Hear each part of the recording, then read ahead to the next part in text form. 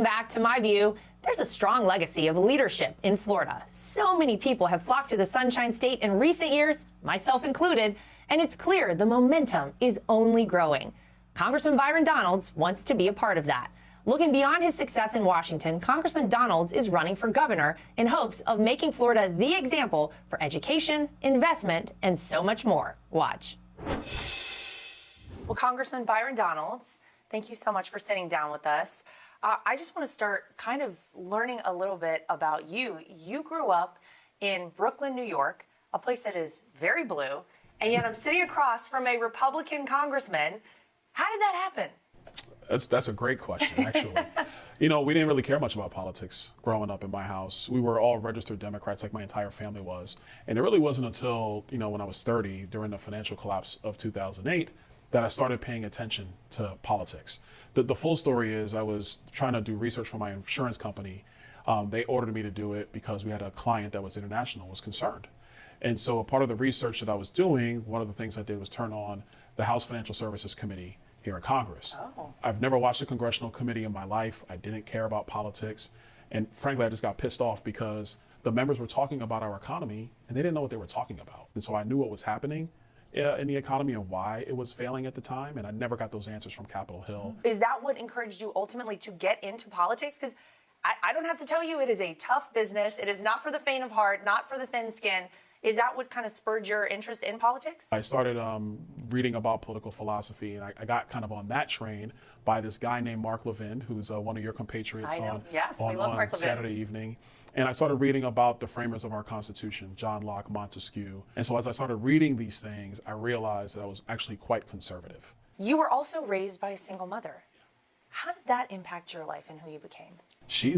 My mom is a grinder, hard worker, no excuses. For her, education was everything. She was a school choice mom before school choice was a thing. She gambled on me and my education. She didn't want to just leave me to the public schools. We struggled at times when I was at home. But for her, there was always the possibility to excel, to achieve, and to really escape the hood, escape the inner city, and make something of yourself. And that was her dream for me. And I'm sure she's proud of you. We are so proud to have you represent the state of Florida. And you recently announced that you want to do more for the state of Florida. You have announced your intent to run for governor of the state of Florida.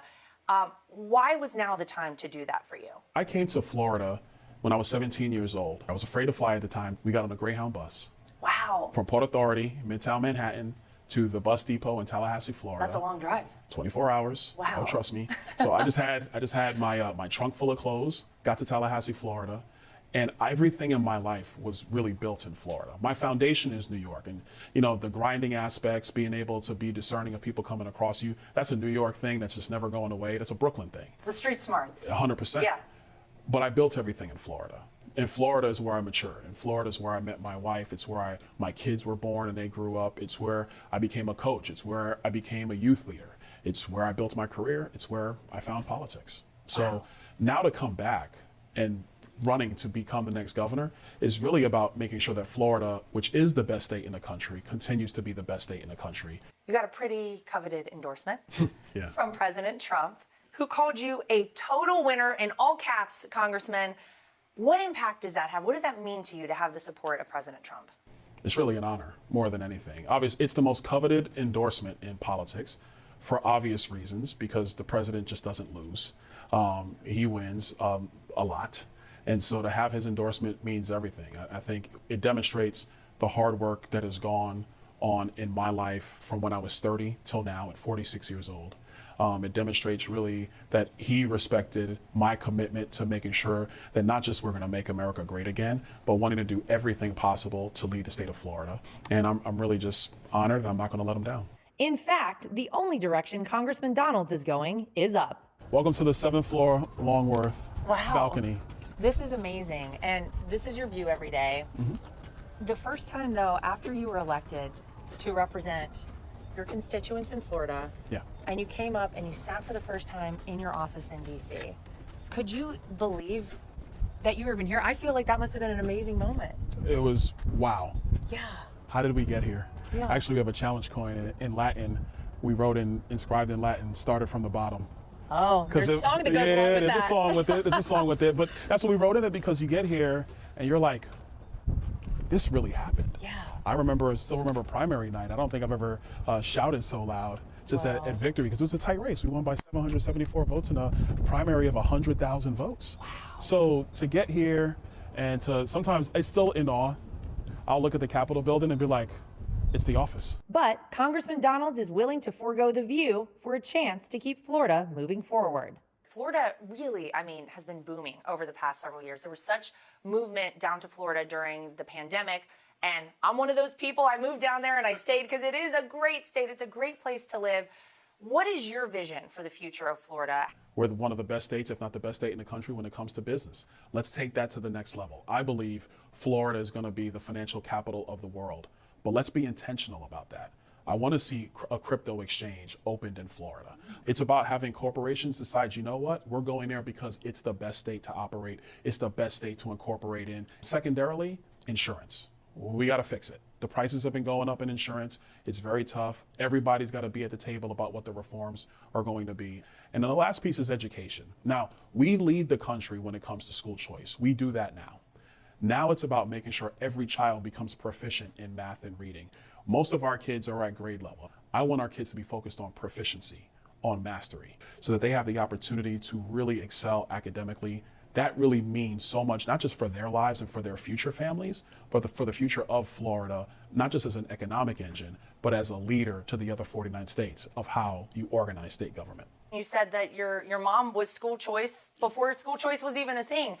That's a big deal. Absolutely. When I was in the legislature, I passed what at the time was the largest expansion in school choice. It was called the Hope Scholarship.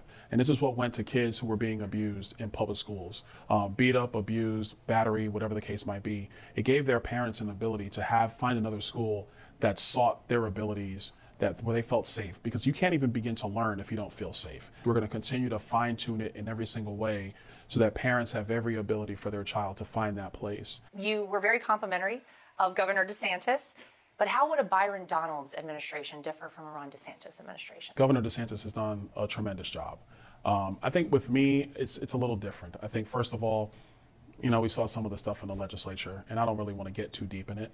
But I think that, one, it's setting the example of how we're going to have the cordial conversations that are necessary. Number two, I think the biggest thing is you just want to take what we've done and really help other states get there.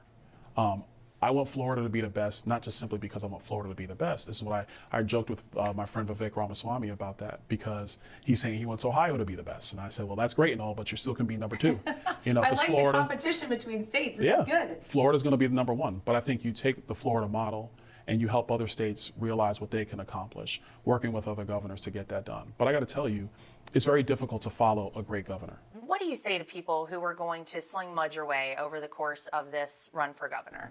The first thing is, I'm not going to be intimidated. I know what I've done wrong in my life. Like, look, when I was 17 years old, 18 years old, I was arrested for marijuana possession. I was. When I was 20 years old, I pled no contest to theft in Florida.